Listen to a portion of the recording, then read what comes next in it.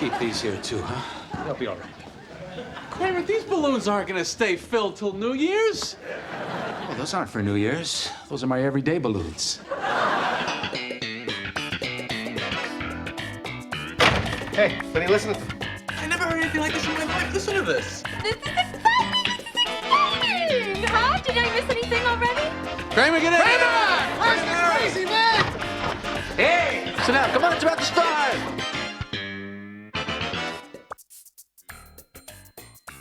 Hello and welcome to Seincast. I mean Seincast, a retrospective on all 180 episodes of Seinfeld, being hosted by two guys who can barely run their own lives.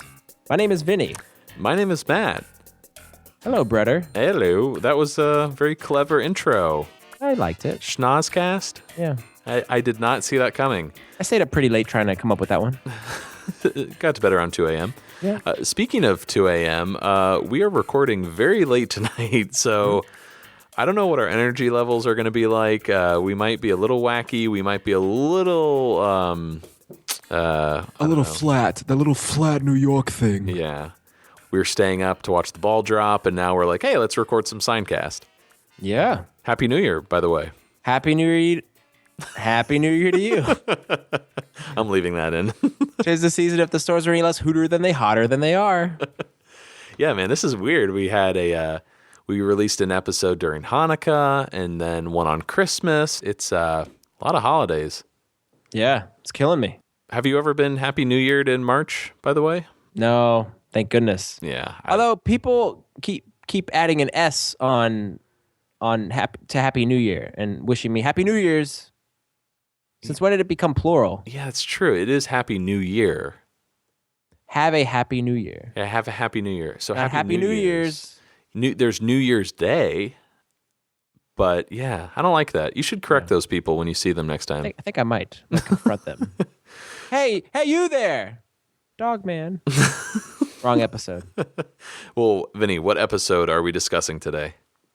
We will be discussing the 8th episode of Season 3, The Nose Job, written by one Peter Melman, who you may remember from a scintillating interview on Seincast last week. Yeah, friend of the show now. Yeah, big fan. Such a nice guy. Episode was directed by Tom Sharonis, and the air date was November 20th, 1991. And for everyone listening, we are following the episode order on our DVDs, which does contradict the air date order or most online guides. So, just buy Seinfeld on DVD already. What are you waiting for? It's cheap, Vinny. We talk about this every week. It's like it's on Amazon. It's like $70 $70 on Amazon, the whole set. But if you don't want to do that, if you like to watch it in syndication or watching it in syndication is like watching Seinfeld on shuffle. Yeah. Oh, totally. I just came up with that. Yeah, it's very clever. Is there a gas leak over there? But if you prefer not to buy the DVDs, we'll include our episode order in our show notes. Well, not too much trivia to talk about this week, Vinny. Little thin. But that being said, I figured we could talk about the origin of this episode, at least the catalyst, which is the Kramer comment in Jerry's apartment. Mm-hmm. You know, after getting to pick Peter Melman's brain last week, as I'm going through this episode, I kept thinking to myself, was that something that he actually experienced, or something that he had to create for the show? And why the hell didn't we ask him that last week? So Peter Melman had a close friend whose father was actually a jeweler.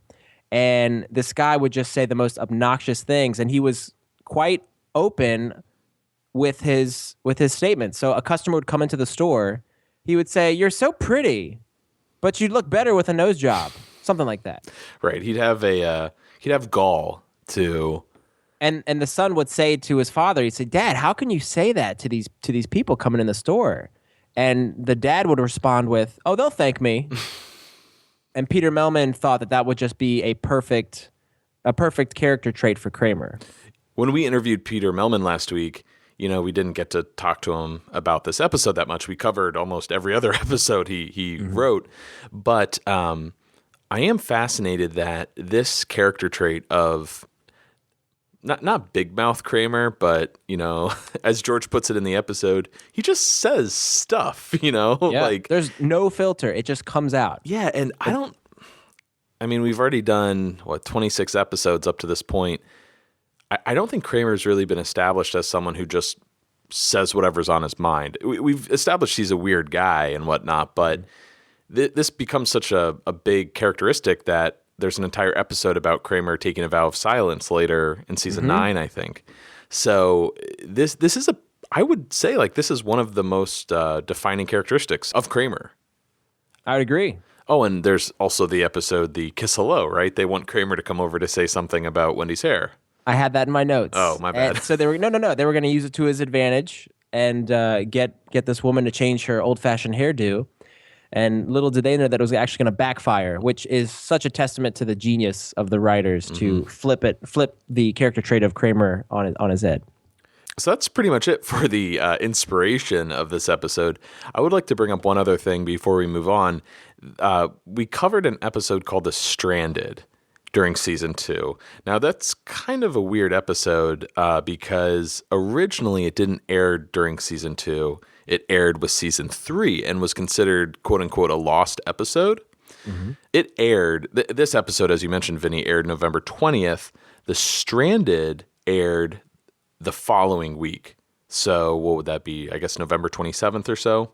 Give or take. Give or take. Maybe it was in December. I don't have the date in front of me. But it is kind of weird if you're following the air date order to go from this episode back to season 2 when George is working and he's hitting on, what's her name? Is it Ava? Ada? Ava. So it's just bizarre because I feel like we're moving forward. We're establishing George is unemployed.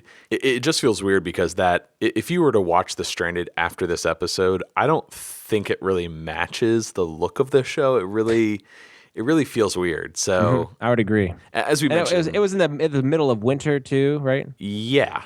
Which I guess this one is too, November, but it's just bizarre to do that. But to air a season 2 episode during season 3. But hey, it's not like they're just going to shelve it and never air it. They have to do something. And I actually like that episode now, after revisiting it. I really enjoyed that episode. Well, what do you say? We move on to our discussion of the nose job? Absolutely. Can you give me an explanation as to why the pharmacist has to be 2.5 feet up above everybody else? What the hell is he doing? He can't be down there on the floor with you and me. Brain surgeons, airline pilots, nuclear physicists, we're all on the same level. Oh no, he's got to be 2.5 feet up. Look out, everybody, I'm working with pills. Spread out, give me some room. The only hard part of his whole job that I could see is typing everything onto that little tiny label. It has to try and get all the words on there, keep the paper and the little piece of paper in the roller of the typewriter. Oh no, he's got to be 2.5 feet up. Yeah, I'd like to get this prescription. All right, you wait down there. Only I'm allowed up here. So how does this stand-up make you feel, Mr. Pharmacist? Well, it's my favorite stand-up thus far. Probably because I find it so relatable. My only regret, though, with this bit, though, is that I never got to be 2.5 feet above everyone. I've always had to be down on the floor with you little people. I think occasionally you'll come across a pharmacy that has that elevated counter, but for the most part, every pharmacy chain you walk into now, it's all on the floor, which makes sense. Yeah, it definitely feels more personal nowadays, at least with new pharmacies. But you go into the old ones, they do seem to be elevated. In school, they like to instill in us that we are the most accessible healthcare providers, and that you can walk into any retail store and there is a pharmacist, ready to answer your questions. So that might be the reason why they dropped that lift down 2.5 feet. Did you bring the stand-up up to anyone when you were in pharmacy school? I did bring the stand-up up in pharmacy school. I recall certain classmates would post this or post the clip, on Facebook. Sure.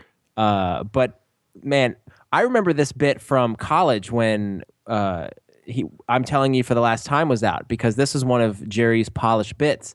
And the thing I love about the one we see in the show versus the one that's on his CD is there's certain differences in the material? there's certain ways in which he changes the inflection of his voice. So there's different beats that he hits. So it's kind of interesting to see Jerry say, and like for instance in I'm telling you for the last time, he'll say, and why the hell's that pharmacist got to be 2.5 feet above everyone else? I can't be on the floor with you people. I got to put these pills from a big bottle, put them in a little bottle. It's really hard. So there's just little subtleties that he changes up. And I don't know if he does that to keep himself interested in the material or to change it up for the sake of, this gets a better laugh. But I always found that to be the most interesting about seeing these two. You can actually compare them side by side. All right, our first scene of the episode is at a newsstand, presumably on the sidewalk, just on the New York street. I'm jumping ahead here a little bit, but there's a deleted scene, which I think we'll talk about that at the end of this scene. So they cut the scene early before we transition into Jerry's apartment. And in it, Elaine is shouting to Kramer from his window, which, just so everyone understands, like this newsstand technically is right outside of Jerry's apartment. Okay. So I just thought that was interesting. It doesn't really get established. And I wonder if it's maybe like next to Babu's restaurant or, the restaurant. Perhaps that another closed side. down. Yeah. We're putting layers to this map here. We're clinging so desperately to the idea that this is a real world. One day. And not just a sitcom set. Jerry's telling George about this woman he met recently in an elevator of all places, which surprises George and surprises me as well. This is a joke here. Hey, you got 60 seconds. It's like dismantling a time bomb. That's a brilliant analogy, by the way. Again, all thanks to Peter Melman. I agree with this, man. How the heck do you talk to a woman of all people? In an elevator. Cold, man. You have to have an opening and then go with it. She has to respond. You have to, pick up on all the signals. Oh, sure. She is cornered, though, in that elevator. That is true. There's nowhere to go. Yeah, so what else are you going to do? But, Jerry said the words just came right out of his mouth. I'm the one responsible for those crop circles in England. So what did she say? What crop circles? So this is an interesting trend for this episode, at least, that we're getting here, this idea of, what do you want to call it? Flashbacks? Is that the best term for it? I'd use flashback. This is something we haven't really had in Seinfeld up until this point, to my knowledge, and I don't feel like we get it that much in the future. There's been more use of voiceovers and inner monologues, but yeah, you're right. We're getting a lot of flashbacks in this episode. And this episode always stood out to me because of this. Right out the gate, we're getting, I don't want to call out Family Guy, like they were the ones that came up with it, but because also Arrested Development did it. Brooklyn Nine-Nine does that a lot. I even think Modern Family does it. I don't watch that show, but nor do I. I'm ashamed that I don't, because everybody raves about it. Sure, but that seems to be this, kind of hey, remember when that kind of idea. But do you like it? Does this work for you in the Seinfeld world? I do. I think it gives it a fresh perspective, and it does set this episode apart. When you see that flashback and you see Isabel in the elevator, it resonates. You automatically think to the nose job. Mm-hmm. To be fair, we did get a flashback in the library episode, to when George and Jerry were in high school together. But true, that was like a scene, pretty much. That felt like we were flashing back to get information and a lot of jokes. You're going back several years, not the other day. Right. To me, I feel like it kind of disrupts the flow of what I'm used to in Seinfeld. I'm not really a huge fan of it. It's not as conversational, which is what we've become accustomed to. Right. You've brought this up in other episodes, how much you like, these monologues with characters where they tell a story and it's you kind of come up with a scenario in your mind. That's the fun of these long stories that are stretched out. If you can just simply cut to the actual scene, I don't know, they're doing the work for you. Yeah, and it feels a little gimmicky for whatever reason. I don't know why. That's a fair analysis. originally George, in an alternate script, George asked if anybody else was on the elevator, and Jerry replied, "Are you kidding? Only Kramer has the cojones to pull that off," which was a nice little line. To ask out a woman. Yes. In front of someone else, yeah. Well, this episode, we pretty much established that Kramer's got quite the cojones, I think. Real brass.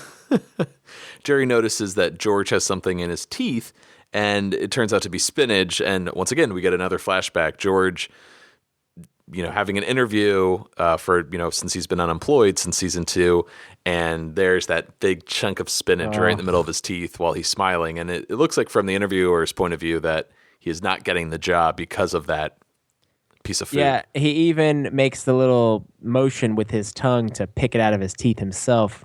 7 different episodes this man has appeared in. I'll give you the list one more time in case you don't have your notes in front of you. Well, but who's the actor? David Blackwood. Mm-hmm. You double dipped the chip. Double dipped? What are you talking about? He was in The Robbery as man number 1. He was in The Apartment as Stan. Here we see him as the interviewer in The Nose Job, trying to pick the spinach out of his teeth. We're going to see him as the doorman in The Cheever Letters, the security guard in The Handicap Spot, the hotel clerk in The Marine Biologist, Crowell, and we'll see him as Beck in The Gymnast. Nice. Nice little rap sheet this guy's got. Yeah, it's fantastic.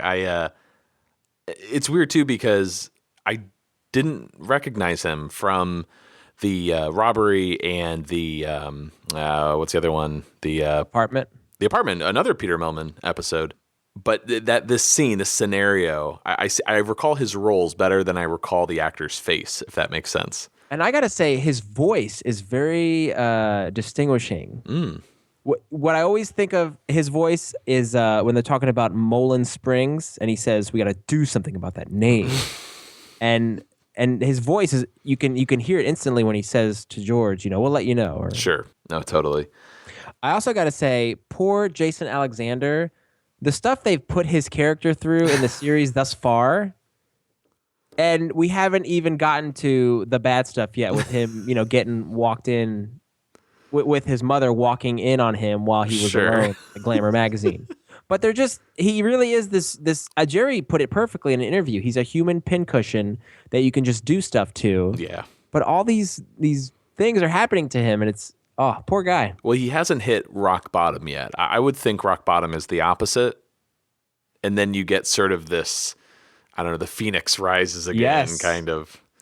We shift gears to George's girlfriend, Audrey.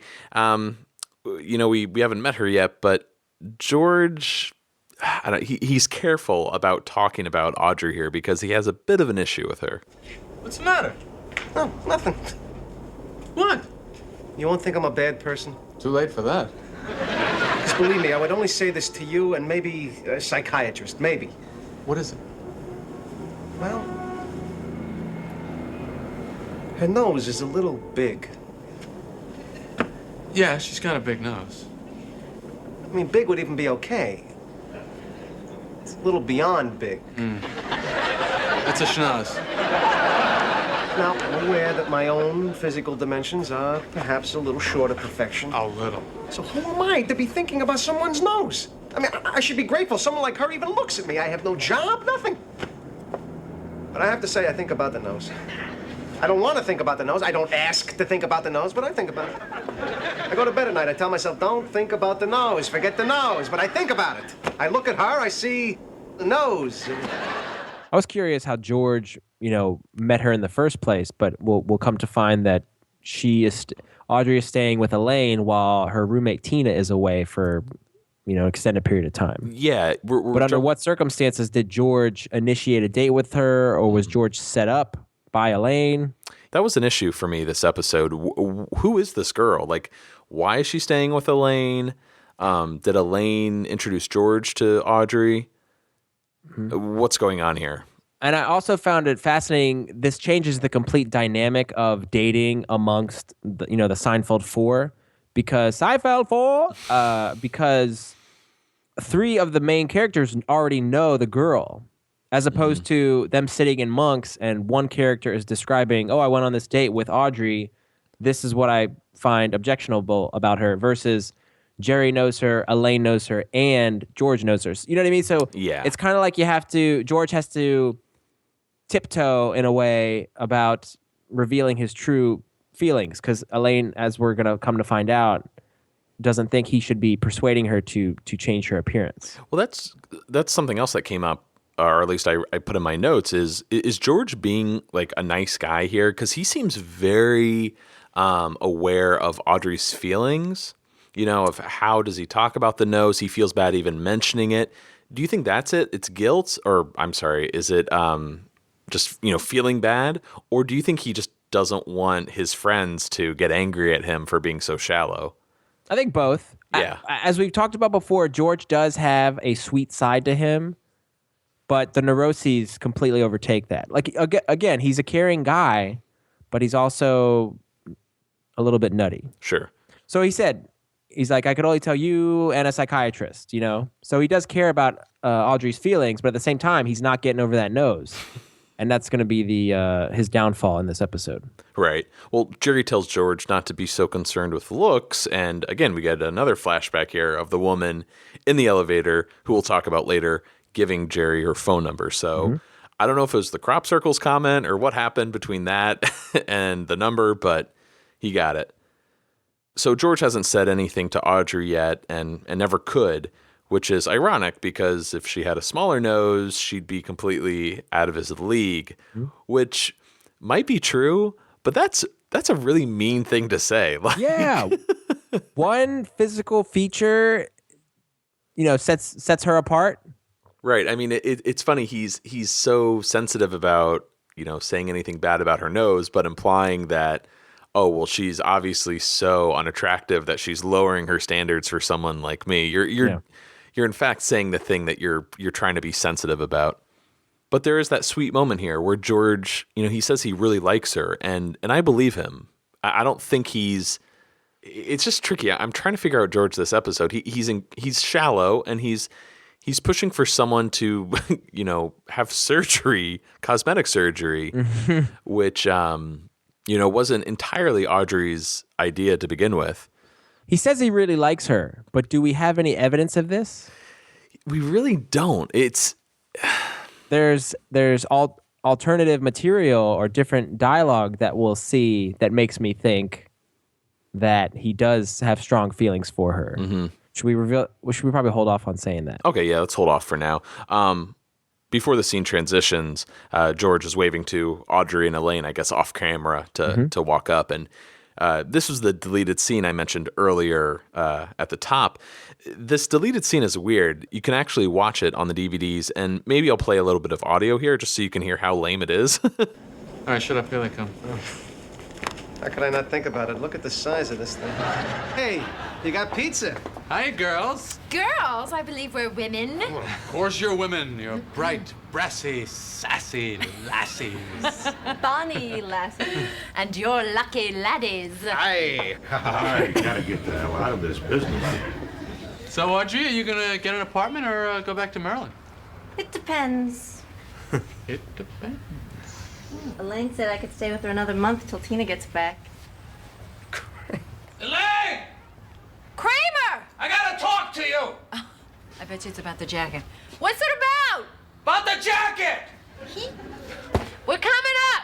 What jacket? No, Forget it. You don't even want to worry about it. You don't want to start think asking about questions, it. you'll get don't answers wanna you don't talk like, about things it. you never I'm knew. telling you, it's The whole kettle of worms. So I don't know about you, Vinny, but this deleted scene just didn't really do it for me. Like it's definitely a necessary cut, but it is still interesting to see, what Audrey's original introduction was. I kind of like the fact that we'll see her in Jerry's apartment more. That feels like a better introduction. Yeah. Than her just walking up with Elaine.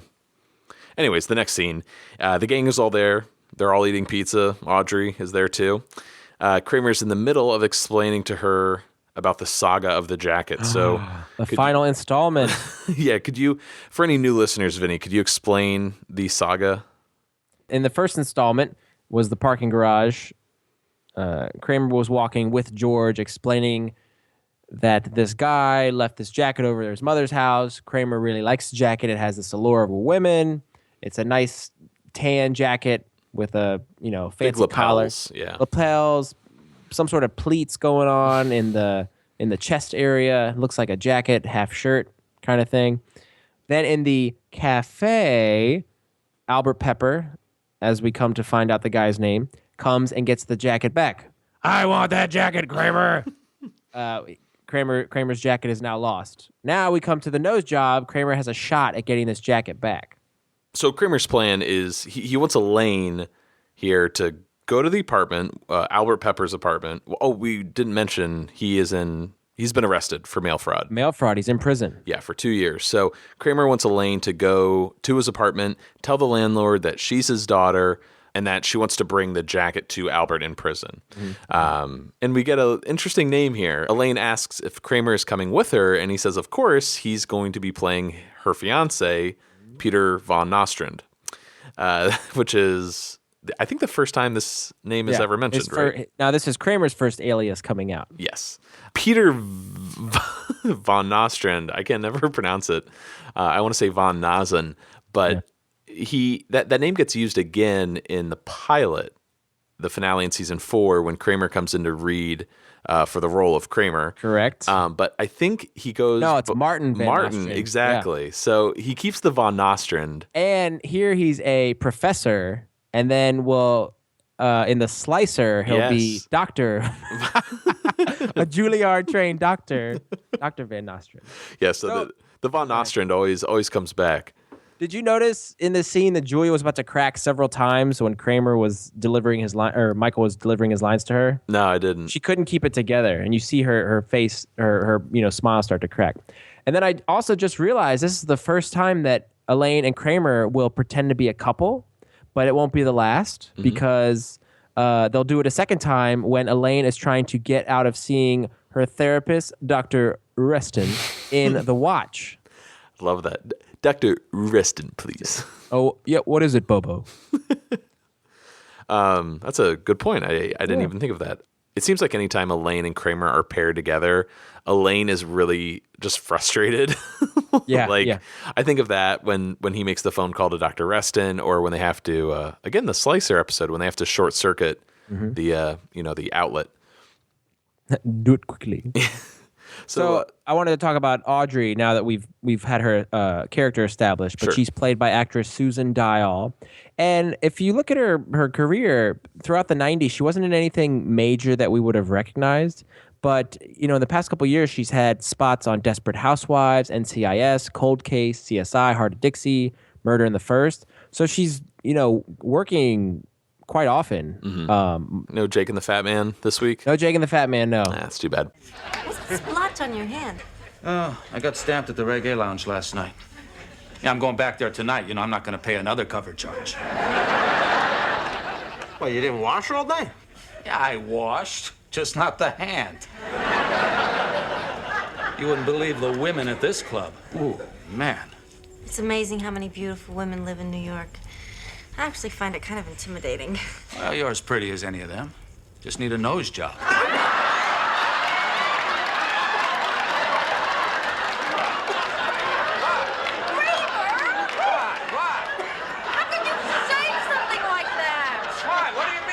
Said she needs a nose job, so what? There's nothing wrong with her nose. God, I'm so sorry, Audrey. It's okay. What did you have to say that for? Well, I was just trying to help out. Yeah, well, you can kiss that jacket goodbye, Mr. Von Nazen. You see what happens when you try to be nice? See what happens when you don't know your lines? That's that blooper. I know. I want to play that. Oh, now I have to play the blooper here now. Yes, finally we got bloopers on the show. Well, you can kiss that jacket goodbye, Mr. Von Nazen. You see what happens when you try to be helpful? You see what happens when you try to be nice? You see what happens when you don't know your lines? For some reason, throughout this episode, I noticed certain actors were, on the verge of cracking. Mm-hmm. And if you look when Kramer delivers his line, well, you're as pretty as any of them. You just need a nose job. Jerry is about to take a bite of his pizza, but he is starting to crack in anticipation of that line. And it's I don't know, it's a treat to see that kind of stuff. Oh yeah, we love anytime those lips can't come together and like those horse mouth. Watch it. He's fighting. Yeah, he's fighting back the laughter. So keep an eye out for it in this episode. I just have to ask why Kramer pronounces it reggae lounge. Reggae, yeah. Latte, reggae, tippy day day. I think Julia points that out on an interview at some point that Michael always had a way of taking a normal word, and mispronouncing it, but not to the point where you don't know what he's talking about. It's just a slight twist. Well, she still is unsure. Is that just the normal way he pronounces things, such as theater, or does he do it on purpose for comedic effect? She still never knew which it was. Which it was, yeah. It's something very subtle, but very memorable nonetheless. It's a great trick. This scene is so shocking because Kramer just says it out of the blue. It's so rude. It's so mean. But in a weird way, as we'll come to know, Audrey has always thought of this.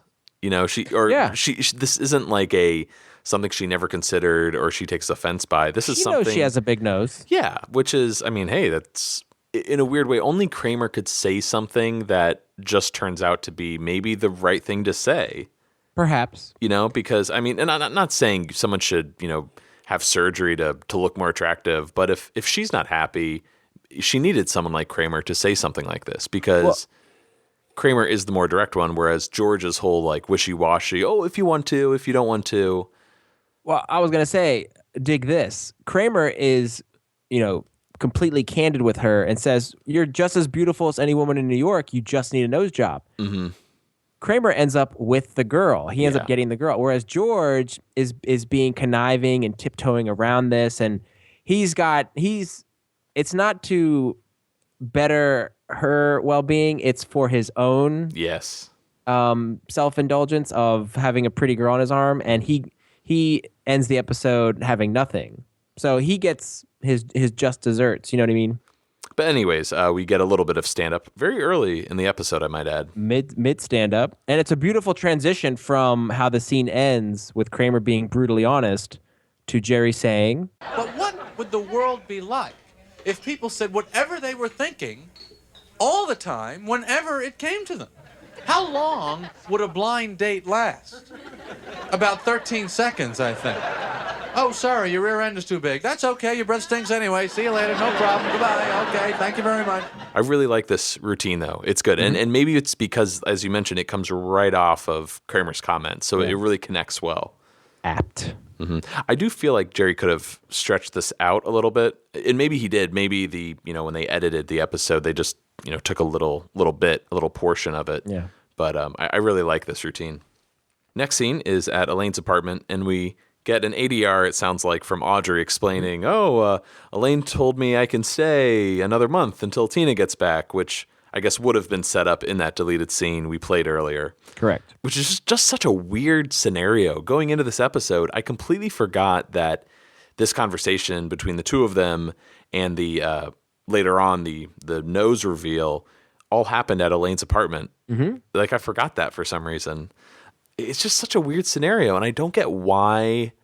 Again, we should have asked Peter when we had him on the show, but why have this scenario? Why not just have Audrey be a normal girl with her own place in the city? I think it kind of ups the stakes because not only does George burn a bridge with Audrey, but he also further pisses off Elaine. Right. If this were just at Audrey's place, Elaine wouldn't be as involved in George's sort of, conversation. It complicates the relationship. Correct. Mm-hmm. I also thought it was interesting. So we have Jerry dates Elaine. Kramer dates Elaine's roommate, Tina. Now George dates Elaine's friend / roommate, Audrey. Mm-hmm. A lot of mixing going on. Well, we start off with just a fisheye close-up of Audrey's nose. And it's comically large. You know what I mean? Schnoz, yeah. Yes. I have a rather, I wouldn't say large nose, but a unique nose. I've got a... You get out of here. Many times in my life, people have asked me, did you break your nose? I'm totally fine with it. But I do recall being a teenager when I was going through puberty and my nose was changing for some reason. I remember I think I did cry at one point because I was so self-conscious of my appearance that I think I wanted to get the surgery. Mm-hmm. I mentioned that to my mom. I'm like, Mom, help me, my nose. Like the bridge is sticking out and it's like pointing down. It's like eventually going to grow into my mouth. Did she say, honey, you're as handsome as any boy in Indiana. You just need a nose job. She didn't. My mom was kind enough to spare me that emotional scarring. I have to say, though, Audrey's nose here, the fake nose, which is, it's a honker. It's a pretty good prosthetic. Like that close-up of her, you can tell, obviously, there's some makeup covering the prosthetic, but it looks pretty good. I don't know if you feel the same way. I agree. No, it's only because of that fisheye shot. You can really see each little bump on the prosthesis, but yeah, it's still a really great job. And of course, Audrey's asking George what he's thinking. And the only thing on George's mind is that nose. He can't get past it. Oh, well, so what do you think? About the pizza? What a prick. But eventually he brings up Kramer, as we brought up earlier, and how he just says stuff, which is such a great way of describing that Kramer character. And they go on to talk about the nose job, of course, which you can tell George really wants her to get one, but he's, again, being nice enough. He doesn't want to come out and say it. Yeah, he wants her to be the one to admit it. He's sort of pushing, her in that direction. Yeah, George goes on to say how doctors can do amazing things nowadays, if you were so inclined. And she's like, I know they're good. And then George says, Peter Jennings had one. She goes, really? And then George says, probably. They all do. In my high school, half my graduating class had them. Of course, I'm from Long Island, so.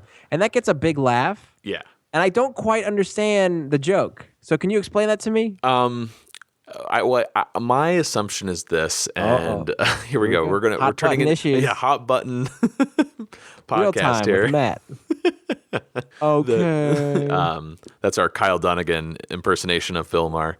I think it's a joke and an anti-Semitic joke at that for a lot of people about the size of their noses connected to maybe being Jewish. That's where my mind goes. But it could be a joke about, I don't know, kids from Long Island being spoiled. Okay. Or vain or whatnot. I don't know. But it feels to me like a hey, there are a lot of Jewish people on Long Island, and as it goes, Jewish people might have big noses, so they have to have nose jobs. That's where my mind goes. I don't know if you feel the same way. My mind went down the Jewish road as well, but I wasn't sure if I was being appropriate in going down that route. Yeah, and please, any listeners out there, please let us know if we're completely missing the joke here, but that's where our minds went. What actually catches my eye here more than this nose joke is the idea that George is from Long Island, because he's not. He's from Queens. Correct. And doesn't he grow up in Queens too? I believe you're right. It's not like he was born in Long Island and moved to Queens, at least to our knowledge. There also seems to be some distaste from Estelle, in the Chinese woman episode. Bravo! Finish it before. Well, sure. Well, she's not taking anyone's advice from Long Island. So it seems like there's this divide between people that live in Queens and people who live in Long Island, which again, I assume George just made up the fact that he is from Long Island for this joke, I guess. Maybe. Yeah, it's just weird. Very bizarre. Anyways, moving on from... Now's as good a time as any to talk about a alternate intro to the scene. Originally, Audrey began the scene by talking about how she used to sit in her yard staring at the moon, to which George responded, I'm sorry, I don't get the moon. Maybe the first few times when you see it when you're 6 years old, it's something, but when you see it every night of your life, how come people keep making a big deal out of it? I was driving home last night from seeing a movie. Oh, really? Yes. And the moon was so bright, and I'm driving just looking at it, just in awe, and I'm just like, this is beautiful. I just want to pull over and stare at the moon. So I kind of disagree with George here. I'm still mesmerized by it. That's nice. So after this, commentary on the moon by George then proceeds to tell Audrey something very interesting. And this is actually what makes me think it validates George's phrase earlier when he says, I really like her, but I got to tell you one thing, I'm not getting over that nose. Right. George tells Audrey that he got an 820 on his SATs. Wow. Which is something he refused to tell Jerry, his best friend, in the cafe episode. He was going to take that to his grave. Mm-hmm. And then George goes on to say he may have used the wrong pencil. I don't think the computer picked it up. Well, because they say you have to use a number 2 pencil. Yes. I don't know what number 2 means. Is that the type of lead? I never understood that either. Yeah, what the number 2. What's wrong with the number 1? Yeah. Or 3? Why do they sell other kind of pencils? Why don't Why they just even sell? bother? Yeah. Anyways, 820 though, man. That's I'm proud to say I have a higher score on the SATs than George Costanza. I do as well. That definitely. All right, coming out on top. But that is kind of. I do feel bad for George though. Like if they had included this line, I don't know if it's canon, if it's a cut piece of dialogue, but George, man, he can't catch a break. George was afraid that he wouldn't even pass the civil service test, and it just goes to show you he may not have. All right, let's move on a little bit here, Vinny. Okay. We're spinning our wheels. I think it's now about 1 a.m. Okay. We're not even halfway through the episode yet. Not as much swearing in this one. Yeah, not as much swearing. Energy levels are kind of low. Eventually, George gets Audrey to commit to getting a nose job, and quite skillfully. Only George can be someone to kind of just wiggle around and get gently you to nudge her down this path. Yes, exactly. But at this point, Elaine storms out of the bedroom. We actually get a few shots of her listening to the conversation in the background, and she's pretty upset with George for making Audrey get one. But Audrey is committed and content with their decision. Although, again, George is walking this thin line. I agree, it's a mistake. But if you want to do it, yeah, go ahead. And the scene originally ended with Elaine telling George that she overheard him telling Audrey his SAT score. Which I wish they had included. Yeah. Like Elaine's like, Audrey can get her nose job. But just so you know, George, I heard about your SAT score. Well, because she could have used that in a later episode as leverage, between him and Jerry over something, Sure. So next scene is at Monk's, and I assume this is a few days or weeks later because Audrey had the operation and she's getting the bandages off today at 4. While waiting, George and Jerry are sitting at a booth, and George is convinced at this point he's going to hell, no two ways about it, which I thought was a bit of an extreme.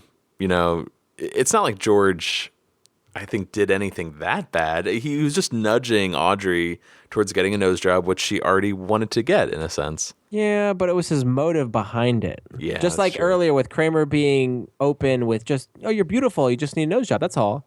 Whereas George wants to have this beautiful, woman be his girlfriend with a perfect nose, Mm-hmm.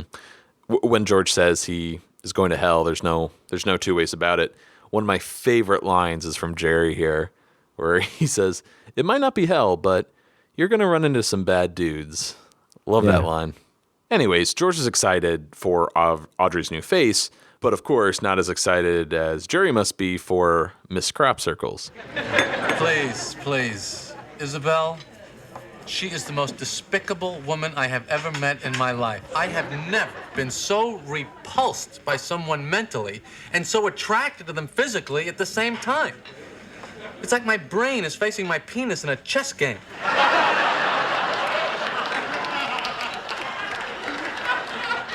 And I'm letting them win. You're not letting him win. He wins till you're 40. Then what? He still wins, but it's not a blowout. She wants to be an actress. She makes me read these moronic acting scenes with her, and I do it because I'm so addicted to the sex. I'm helpless. I'll do anything. What a beautiful way of articulating that the comparison of the brain and the penis having a chess match. Oh, it's brilliant, yeah. And the penis always winning.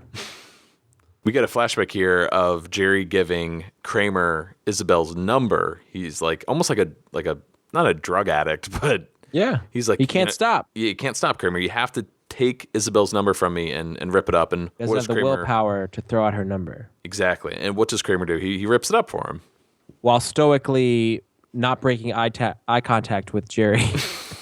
the look on his face, it's the passion. He's like, "I'm proud of you, Jerry."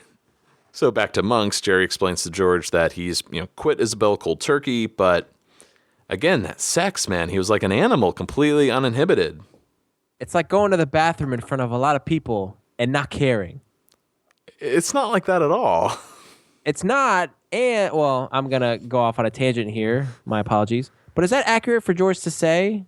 Is he speaking hypothetically? Because I thought we learned from the note that he's always been a stall man. Oh, yeah, good point. I think he's speaking in hypothetical terms. And I think he's trying to be like clever, funny for Jerry, and Jerry just isn't having any of it. Yeah. So we cut to Elaine's apartment, and the gang is together again. Audrey is sitting in her chair waiting to remove the bandages, and it's a little weird here because why would you get all of these people together to watch you remove your bandages? Who are really acquaintances at this point. They're not friends. Yeah, if I had a nose job, I probably would go to the bathroom by myself, looking in the mirror and take off the bandages. But nonetheless, George is very excited, nervous though, you can tell. He's reminding Audrey though, hey, who told you about this? Like, this is my idea, so... He gets under my skin when he does that. Yeah. Now there's going to be this great beauty. Let's not forget how this all began, Like if you listen to your friend Elaine, George, enough. So Audrey takes off the bandages and... It looks good. Great job. You got butchered. Love these reactions. It's so good. The facial expressions. Yes. And once again, Kramer's being completely honest. All right, let's take a short break.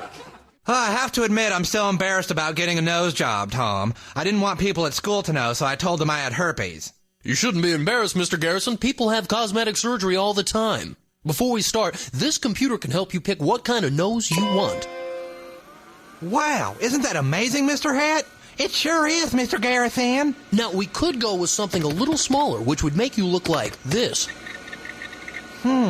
Or we could straighten out the bridge, which would make you look like this. Oh, that's not bad. Of course, we could narrow the bridge, which would make you look more like this. Wow, that's it. That's the nose I want. Alrighty then. Now, I must warn you, Mr. Garrison, that there are risks. You could wind up a hideous, foul shadow of a creature, so terrifyingly ugly that you are forced to live in the sewers, only emerging at night to hunt for scraps of food. I can live with that. Alrighty then, let's get started. Okay, we're back. Did you think, Jerry and Kramer, when they were walking George back to the couch, did it remind you of Clue at all? The shot looks identical to them dragging the body to the couch, setting it down. Yes. So, when we get back from our act break, we're still in Elaine's apartment, and you're right. For any of our new listeners, Vinny and I are obsessed with the movie Clue from 1985, I think. Yep. We love that movie. We actually, I think we know it line for line. Yeah. It's one of those movies. But yeah, there's a scene where, many scenes where the ensemble is carrying either like a dead body or somebody who's just fainted, someone or who's just pretending to be dead, to the couch. And yes, I agree. It looks just like it. Maybe I'll do a side-by-side shot. So Audrey is rushing out the door to go to the doctor. She's like holding her nose, whatever happened to it. And again, Kramer stepping up, being the responsible one. He's like, I'll go with you to the doctor. Yeah. So we're left with Jerry, Elaine, and George in the apartment alone. How you feeling? Too much salt in my diet. Can I get you anything? Nah, I'm good. You sure? Anything? No. Boy, it really didn't come out too well, did it? No, it didn't. No, it didn't. It's like all dented. Seems to be. Well, I'm sure they'll be able to fix it. You can't stop modern science. Can't stop it. You can't stop it. Can't stop science. Can't be stopped. No way, no how. Science just marches. Shut up, George. Shut up. Yeah. Interesting. You had this scene with Elaine having this disgust for George and seeing what his behavior, his influence has ultimately led to. But we're going to see this almost identical conversation pop up at the end of the episode again but it's going to be flipped. Mm-hmm. And it's just, it's a treat. Yeah, and right now we're getting to that stuff that we know so well in Seinfeld, how much Elaine despises George because she's tolerated him in a lot of scenes so far. But I feel like this is just the epitome of Elaine's true feelings for him. This is where it comes from. Yeah. Next scene is at Jerry's apartment. Kramer is in the middle of pouring a bowl of cereal, and Jerry, like a junkie, is freaking out on him, freaking out, demanding Isabel's number.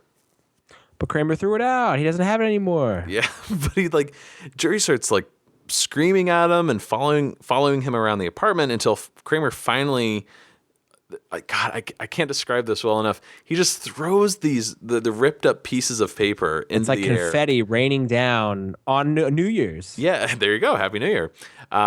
It's beautiful, like how it spreads out perfectly. And God, this makes me laugh so much. We'll definitely try to post a freeze frame of this, of Jerry just reaching up in the air, grabbing the paper desperately. Whatever he can get, yes. True addict fashion, just trying to get that fix, put that paper back together to get that number because he's addicted to that sex. Yeah, look at you. Look at what you sunk to. Look at what you've become. Look in the mirror, because you need help, Jerry. You need help. Because I can't stand by and do it anymore. It's turning my stomach. I can't stand around here watching you destroy yourself. It's eating me up inside. I gotta say, in the same way that Jerry, when he gets angry, his voice reaches this comedic pitch, I think Kramer has a comedic pitch to him, too, when he gets upset. Yes. Because I can't stand by and let you, it's eating me up inside. This reminds me a lot of the monologue he has where he's, what's the episode? Yelling at Ellen? Ellen, yeah, where he's like, why don't you do something with your life? Is that the truth? No, that's the one with Tina, when he dates Tina. Oh, yeah. I'm sure a lot of listeners are just like, come on, it's obviously this episode. But I have to ask, though, why was Kramer holding on to the ripped up pieces of paper? Maybe they were just still in his pants, the very pants he was wearing. I don't know. If something felt a little odd about that. I like to come up with really wacky theories and side stories, and whoa, wacky. But I wonder if Kramer was planning on calling Isabel. I mean, why not? Hey, right? He asked, I like that Marlene. What's her number? So he had no qualms about asking out a girl that both Jerry and George had dated. True. So why not save this number for Isabel? Especially if Jerry at that point was over her. He didn't want anything to do with her. It's not like Kramer's, getting Isabel to cheat on Jerry. Next scene is at Monk's. George is sitting with Audrey at one of the small tables, sort of in the center of the cafe. And notice we have Audrey in all these scenes following her nose job procedure, that her back is to us. We can't see her face. We only see over the shoulder, and George is forced to, make eye contact with this hideous woman in front of him. God, it's awful. It can't be that bad. I mean, I know surgery, especially surgery that goes wrong. Google image botched rhinoplasty. See what happens. Maybe I won't. But he's squirming in his seat, and he's selling it. He's doing a really good job here. Audrey is going into excruciating detail the procedure and what she has. She's like, you see this perinasal sinus cavity? See how it's collapsing? That's what's causing this huge dent. And George just is trying to look off into the distance. He's looking down at the floor. And then Audrey's saying, when this whole thing blows over, maybe we should take a trip together. Remember we talked about going to Hawaii? Mm-hmm. And George still cannot. He's like, we did? Really? He's just trying to avoid it at all costs. He's trying to come up with his excuses. He's the liar man. And his excuse Rolodex. He's got high pressure winds, wood and lava blowing around. She then brings up the Caribbean as well. Yeah. So another place they talked about. But George says, hey, FAA reports are keeping him from getting on a plane. And I assume up to this point, George has been really distant from Audrey. I think she can tell, just what a jerk he's being. Yeah. And this is the last straw. So she's had enough. Also, let's point out, though, that at one point in the conversation, George still cannot bear to look at her. So he takes his glasses off. So he looks at her through blurred vision so he can at least make a semblance of eye contact with her. I did not even pick up on that. That's brilliant. I bet you that was a Jason idea. You know what I mean? Like just something he came up with on the spot. Next scene, we're back at Jerry's apartment. He's of course called Isabel, as we know her, the woman from the elevator, Miss Crop Circles. They are sitting down and rehearsing lines from a play called Saline. Saline. I swear, Nelson, ever since you got back from the army, you've changed. Well, she's poised sort of like on the armchair. You know, she's really projecting, and Jerry is looking, what is he, annoyed? He's disgusted with her performance. I think he just, yes, he is disgusted by it. I think he finds the whole thing just comical. Like, this is ridiculous reading these lines from this book. Well, she's doing a great job, Isabel, because this scene here, as much as I love just the situation with the penis and the brain playing chess, the voice and delivery is so Isabel's, that is so annoying. Like, oh my God, it's like nails on the chalkboard for me. So I didn't go into this, but Isabel's played by actress Tawny Katane. And do you remember her? She was in The New America's Funniest People back in the early 90s. I don't. That's the only thing I remember her from. And then, this is a little bit before my time, but Whitesnake, which was a popular metal, 80s metal band. She was notorious for being this vixen, this bombshell in these music videos for Whitesnake. Now, I did read, though, there were other actresses considered for the part. Ooh, share. Well, there's Heather Page Kent. Do you know this actress? I don't. Yeah, I don't either. We didn't do our research on her. But more interesting, sorry, Heather, was Pamela Anderson, which I thought would have been really interesting. And this would have been pre, Home Improvement, and I would guess pre. I forgot plastic she was on surgery. Home Improvement. I just think of Baywatch, which I think was pre on at Baywatch the as time. well. But yeah, probably a year or two before Baywatch. And I tried to Google like a picture of Pam Anderson. I typed in young Pam Anderson. Maybe that came out wrong, but I wanted to see what she looked like pre all the plastic surgery. Yeah. Hey, it relates to the episode. Oh yeah, there you go. Rhinoplasty, blah blah blah. Sure. But she was beautiful, a real natural beauty. But yeah, beautiful girl. Yeah. Very beautiful girl. Very beautiful. Your girlfriend. Well, we dated once, but interesting to note though that Isabel is Jerry's first girlfriend since season 2, since dating Elaine, at least that we know of. Jerry tries to joke around with Isabel here, and he's not following the script at all that she's rehearsing. He's just throwing jokes out there, all the way to the point where, which is one of my favorites, he says her character just needs a hobby, maybe like bowling. Yeah, if you're really gross and ugly. Which is something we say. Yeah. A lot for some reason. Quite a bit. Yeah. I know Larry David brings up bowling quite often as a third thing you can do besides go out to eat and go to the movies. A third thing would be bowling. Is that from Curb? Yeah. I don't remember that. Yeah, and remember when he again, spoilers for the people, the novice Curb people who haven't seen it yet. In the season, that was probably condescending, wasn't it? Novice. Again, apologies for the people that have yet to see Curb.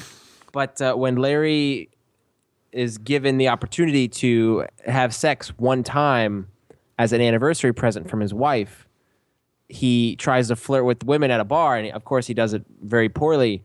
But he talks about, what are some things you can do besides eating and going out to the movies? Bowling. You can go bowling. But then you got to carry this bowling ball. So then I got this fucking 10-pound bowling ball with me. And then I got to throw it out. And what's that sanitation man he's going to say? And he's going into the whole rigmarole of having to own a bowling ball. And these women are just getting like completely turned off, right? Yes. Mm-hmm. God. Curb. Brilliant. Well, back to Seinfeld here. We cut to Jerry's brain and penis, which is played by Jerry Seinfeld. They are playing chess in the back of the apartment. Well, I'm getting a little tired of this. What do you say we play one for all the marbles? Oh, Brain, what are you doing? You cannot beat me. Do you have any idea who you're dealing with? Forget about it. I can't take her anymore. I hate reading her stupid little acting scenes. Oh, so what? So you read from a little play. You can't put up with that for an hour to make me happy? You're so selfish. Give me 1 hour. Then I will take over. You will not have to think for the rest of the night. What about tomorrow morning? Do you have any idea what that's like for me? Do you care? No, you don't care. So long as you get to do whatever it is you do. You disgust me. Oh, go read a book. Enough chatter. Let's play. Do you like these fantasy elements? Oh, yeah. This is so good. So memorable, too. We have, on one side, we have the eloquent, professorial, guy from Cambridge with the brain, Jerry's brain side. And it looks like Jerry's wearing a bald cap. But then on top of that is a brain, brain helmet to signify brain. Then we have, on the other side, we have a very crass, oh, brain, what are you doing? Really. Sure. He's a penis. A dick, if you will. Yeah. But the way they contrast the two, and I don't know, it was a really neat way to kind of help visualize the struggle between brain and penis in this moment. Yeah, I think it's great. It's definitely a step in. Peter Melman talked about in our interview how he wasn't really a fan of the later seasons, how things kind of got out of control. Mm-hmm. He didn't use this word, but I think just the wackier elements of the later storylines. I would say that the fantasy situation here of the brain and penis playing chess, that's a little wacky. It's not so absurd because it is a fantasy, like it's not actually happening. But I think that's just interesting, someone like where Peter Melman kind of draws the line between the grounded, realistic stuff and the absurd. But I would say this fantasy is still grounded in reality. Of course, these later seasons with pure zaniness. Yeah, but this, I think, up until this point, this is one of the zaniest things that has happened so far. True. Mm-hmm. But it works. It's great. Oh yeah, but I gotta say, I keep harping on. Ever since Larry David said that thing about the censors and having to work them like you work an umpire, I need the 3 breasts and I need the 1 penis. I'm surprised that they got Jerry on camera wearing an army helmet painted white. The image of him wearing that, it really conjures up the image of a penis. Really? See, I don't see it at all. Are you serious? To me, it's just not there. I think it's subtle enough that if you were just flipping through the channels, you wouldn't get. You'd get that the other one is the intellectual brain, but I never understood that was the penis. No. I'm surprised they let that one get through. Yeah. Now, the filming of this scene is interesting because, of course, Jerry is playing both roles. We should tell people that Jerry does have a twin. His name is Terry Seinfeld. Right. He came in to do this. Okay. Yeah. Everyone knows, you grab one shot, one angle, and then you grab another angle. This sequence was actually shot before the audience arrived. They needed to actually, act it out so they could get the laugh. So, interesting enough, Jerry played the brain. This is in front of the studio audience. Jerry played the brain, and Jason Alexander actually dressed up as the penis. Oh. But all he wore was as you put it, the army helmet. Mm-hmm. He didn't have the entire outfit on.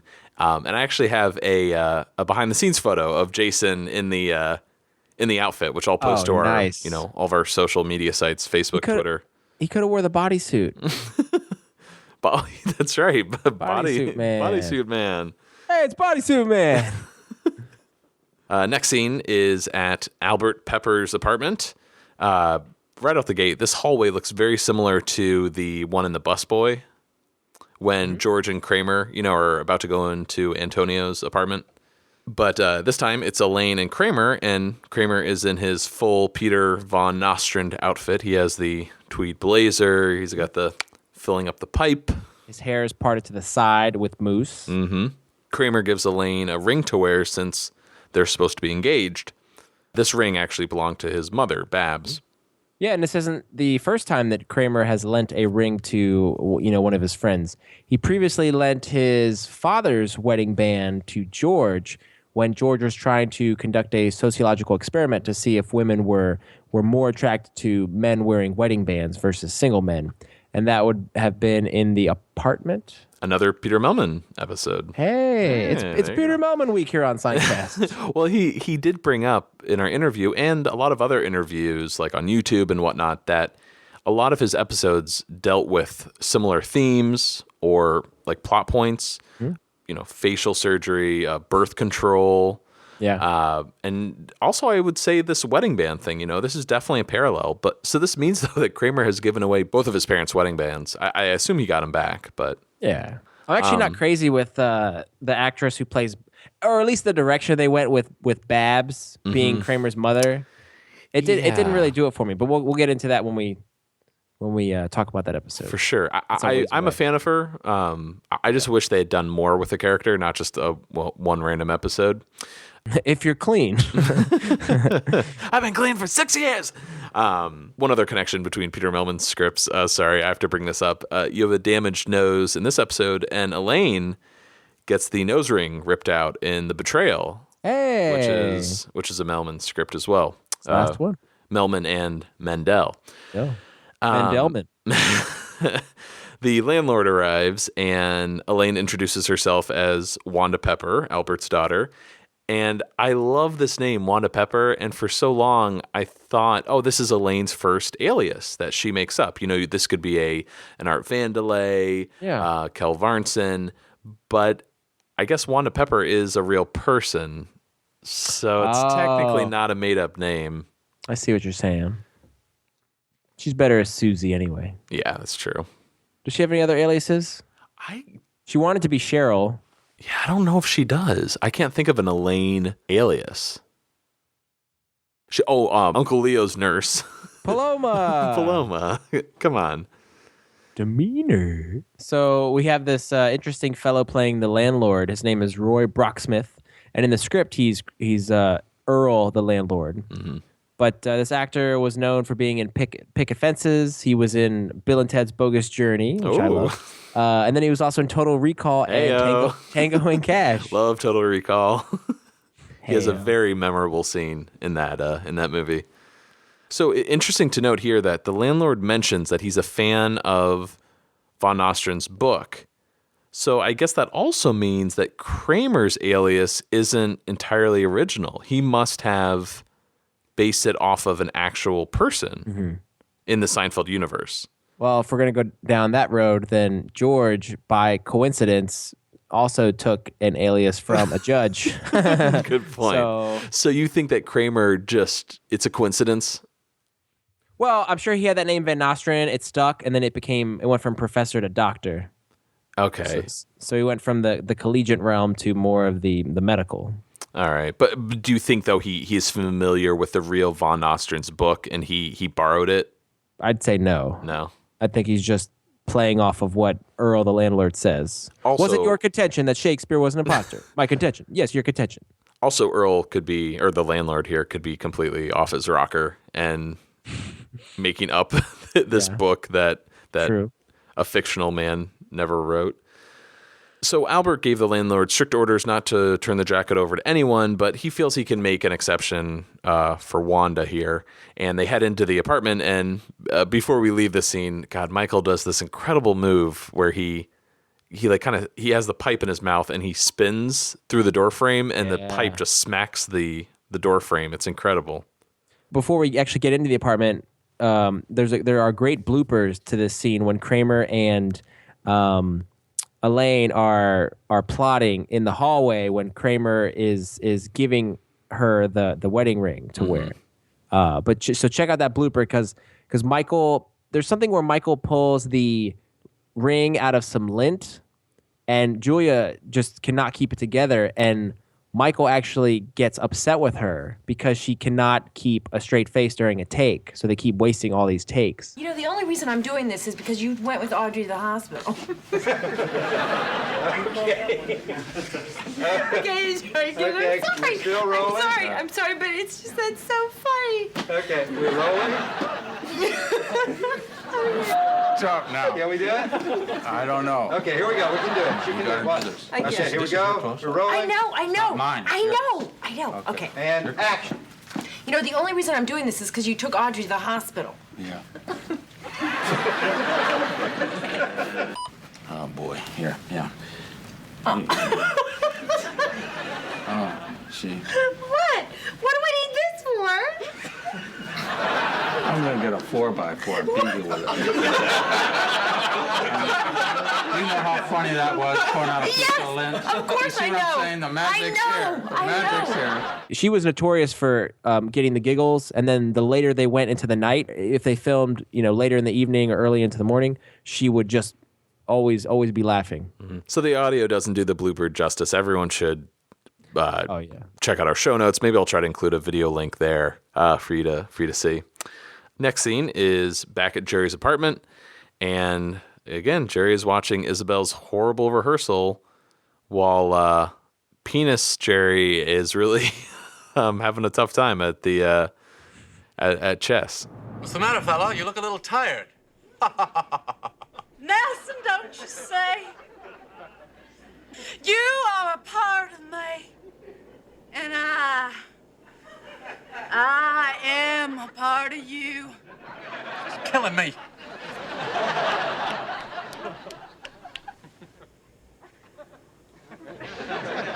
That's your move? Yeah. Well, that's trouble, my friend. That's big trouble. Checkmate. Getting weak.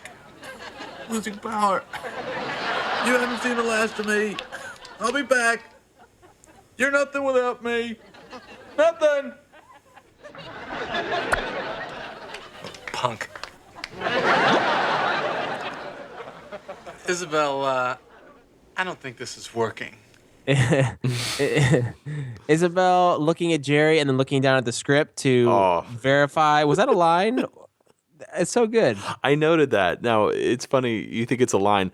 I thought it was because she's like, when he says this isn't working, I assume she's thinking of her acting. Like, oh, am I not delivering this right? Like, let me try to. Oh, like, what am I doing pick up wrong? on that. That's probably more correct than what I thought. No, but either way, though, Isabel is really just, I don't know, really for such an annoying character. I think she was really funny just in that one moment. Back to Albert's apartment, Elaine is digging through the closet looking for the jacket while the landlord and Peter Van Nostrand are standing next to her. The landlord is going on about how popular Albert was with the ladies, which is kind of a weird thing to talk to your daughter about. Nobody his wants daughter to hear about. that. Yes, they're crazy about him. There's one in particular, came around about 2 years ago. Looked a lot like you, Professor. Could have been your mother. What's her name again? Carter Kramer. That's it. Babs Kramer. Nasty woman. Many a night I had to throw her out on the street, drunken stumblebum. You don't say. I found it! That woman used to walk around here half naked, sucking Colt 45 from a can. Her big fat stomach hanging out, orthopedic hose up to her knees, screaming down the hall, "Come back to bed, Albert, you big hairy ape, and bring back that box of Danish." Love this routine, man. So good. And can you imagine Babs in that situation? Yeah, I could. She's cleaned up by the time we meet her in season, 6? But I can see her, I can hear that voice just shouting, like in some like dirty bathrobe. Yeah. Mm-hmm. I think it's just perfect. All drunken stumblebum.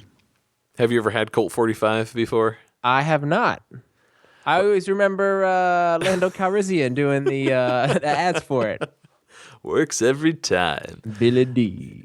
Have you? Yes, actually, when I used to live in Harlem, we had this bodega just around the corner from our apartment, and they had these big 40s of just every malt liquor you could imagine. And just being the dumb kid I was, I'm like, I'm going to drink Colt 45 because mainly I'm a huge Star Wars fan, and mainly because of Billy D. Williams.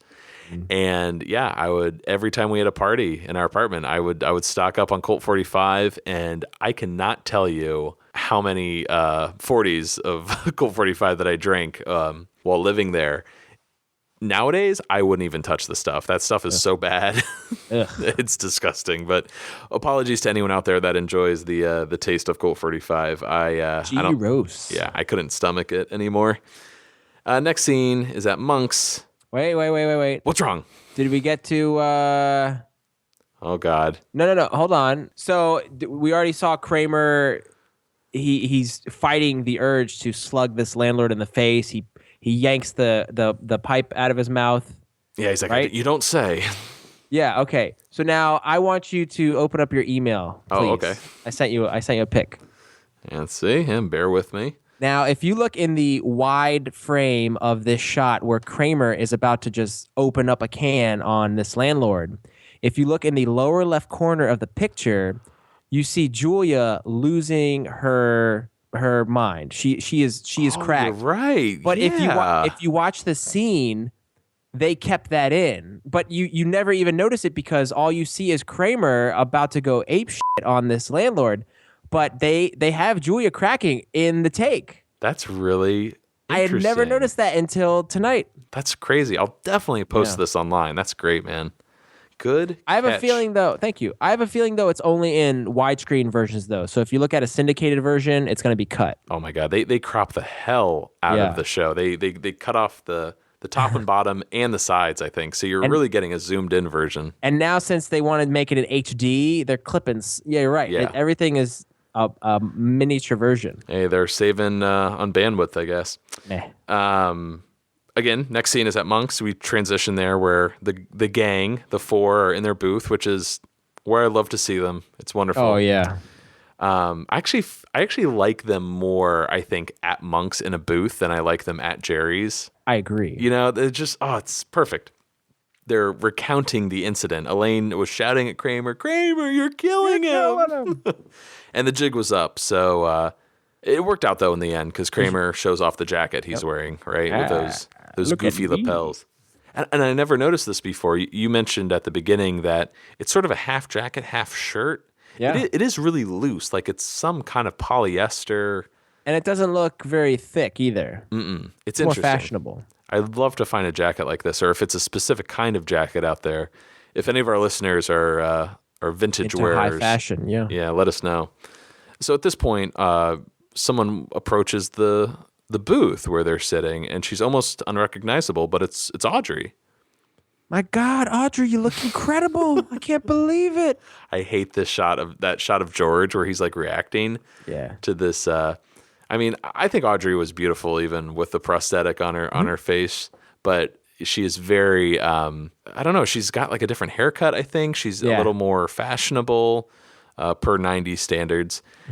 It's a pretty big. She's 90s good looking. Yeah, what is like a Pittsburgh Steelers kind of. It's a black and yellow checkered suit with jacket, sport not.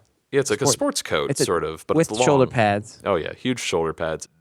We're talking about her fashion here. Audrey's nose is fine. It's quote unquote normal. It's cute as a button.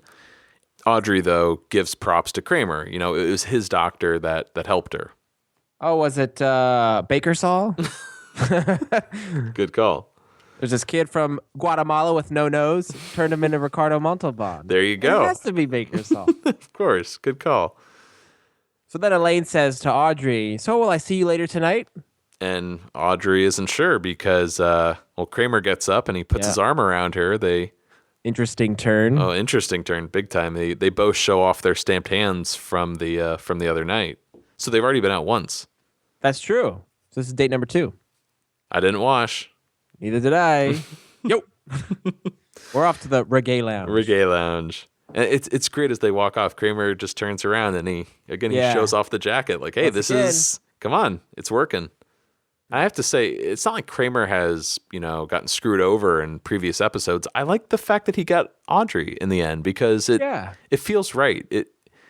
It's not so much, I guess, that Kramer gets Audrey. It's that George doesn't. He doesn't deserve her after the way he treated her. Absolutely not. And to a degree, it's debatable. Kramer doesn't really deserve her either. Why? Again, we're going back and forth on this, but, the fact that he mentioned the nose job, I find that to be a little rude, like mean. It just so happened that Audrey wanted to get a nose job, so maybe she, preferred that direct approach. Okay. Yeah. And as we leave the scene, we get a great callback from earlier. Elaine is going on and on about how beautiful Audrey looks. And she actually uses the term breathtaking. I don't know if you picked up on that. But Oh, yeah. she's quite breathtaking. I think she meant it, though, this time, as opposed to in the Hamptons episode, until George interrupts her. Elaine, shut up. And we close out with a little bit of stand-up. The technical term for a nose job is rhinoplasty. Rhino. Okay? Do we really need to insult the person at this particular moment of their lives? They know they have a big nose. That's why they're coming in. Do they really need the abuse of being compared to a rhinoceros on top of everything else? When someone goes in for a hair transplant, they don't go, we're going to perform a cuballectomy on you, Mr. Johnson. We're going to attempt to remove the skinheadia of your chromodomus, which is what the technical term. This is another bit from I'm Telling You for the Last Time, and it was a good bit in '98, and it's still a good bit now. Mm-hmm.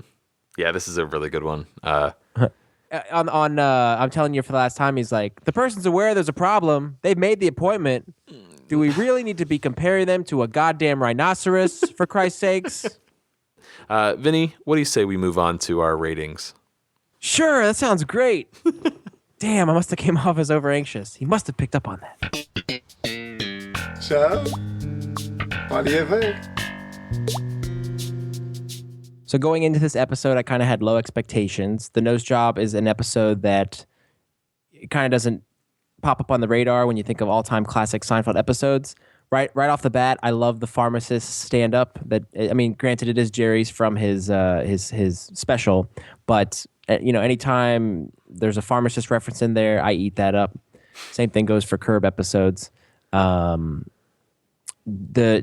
penis and the brain going back and forth playing chess, and the struggle that a man must go through when he's trying to contemplate dating a woman. I really like the way they had that come to fruition. I like that. I like seeing Kramer's story arc come to a conclusion. The way Larry David's inclusion of the jacket in multiple episodes as this, little mini story arc throughout the season, that was really gratifying. And I don't know, it really gives the show an expansiveness. I like that. I love that we saw Elaine and Kramer pair up, and the fact that we got these timeless bloopers as a result from the scenes that they were in together, being outside the landlord's apartment and her, putting the ring on her finger and just not being able to keep it together. It's all gold. So I'm glad we have that. But yeah, those are the memorable things that kind of stick with me for this episode. It's not my favorite, but it's not a terrible episode. I love Peter Melman's writing, how much he loves writing about reality and realistic situations, and how the germ of this episode was really, I got a friend with a dad who's really candid. I'm going to throw that on Kramer, and let's see what comes from that. So having said all that, I'm going to give this episode 7.5 huge dents caused by collapsing paranasal sinus cavities out of 10. Oh, that's a lovely image. Thank you. This huge dent. Vinny, man, I agree with you, especially on all the positives you have to say about this episode. It's weird. You said you had the bar set a little low going into this episode. I had the bar set really high. There's something about the episode name, The Nose Job, and just the that scene in Jerry's apartment when Kramer makes the comment, "No, you just need a nose job." It screams classic Seinfeld. It probably because it always shows up in clip shows, but I was just going into this episode with a lot of expectations, and I don't think they were really met. I still love the episode. I think my issues with it, they're more nitpicks. I'm not a fan of the flashback sequences. Those just don't feel like Seinfeld to me. Of course, we've had them in previous episodes, like The Library to an extent, and I think we'll see them in future episodes, but they're just used so... it's like rapid fire in the beginning. We're getting like a shot of the elevator, shot of the interview, back to the elevator. It's so much. It's almost like an assault on the senses to me as a Seinfeld fan, because I'm so used to characters telling long stories and you have to fill in sort of the gaps, or you have to imagine the scenario they were in. I don't need it shown to me for a brief second. that kind of bugged me a little bit. As funny and as entertaining as the George and Audrey scenes were, I found them just a little repetitive and just a little, like a little dull. After a while, it just seemed to always be about the same thing. George wants her to get a nose job, but she, she's not sure. And then later, George was grossed out by the nose. I don't know, it felt like we were spinning our wheels a little bit. I actually got more out of the penis brain fantasy scene and the Kramer and Elaine sequence with the landlord more so than the Audrey arc. But ultimately, I think it's a really funny episode. It's not one of my favorites from this season either, but I think it still remains like a classic to a degree, if only for the Kramer sequence, where he's like, "Oh, you just need a nose job." That scene is just wonderful. So, having said that as well, I'm going to give this 8 boxes of Danish out of 10. That's going to do it for us at Seincast. Vinny, could you let everyone know how they can get in touch with us? Send us an electronic mail at seincast@gmail.com. Find us on Facebook and like us. Give us one of those little thumbs up things. Follow us on Twitter at Seincast. Pinterest we have, and we also have a Tumblr. Yes, we try to stay up to date with weekly posts about the show. You don't try, you do. I think this week we should have some interesting stuff to share. We'll see what I can find. But if you haven't already, please leave us a rating and review on iTunes. The more feedback we get, the more likely other Seinfeld fans will find out about the show. So, Vinny, what episode do we have for next week? We will be discussing the 10th episode of Season 3, The Alternate Side. And my question to you is, who's putting your pants on? I put my own pants on, Vin. But for now, I'm Matt. I'm Vinny. Signing off.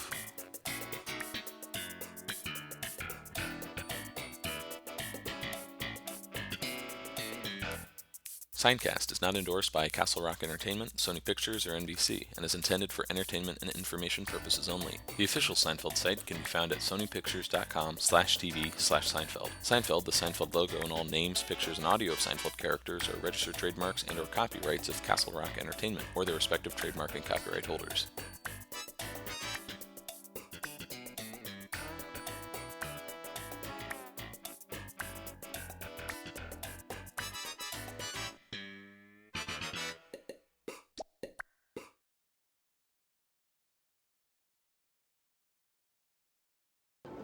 I'm going straight to hell. No two ways about it. Well, it might not be hell, but you're gonna run into some bad dudes.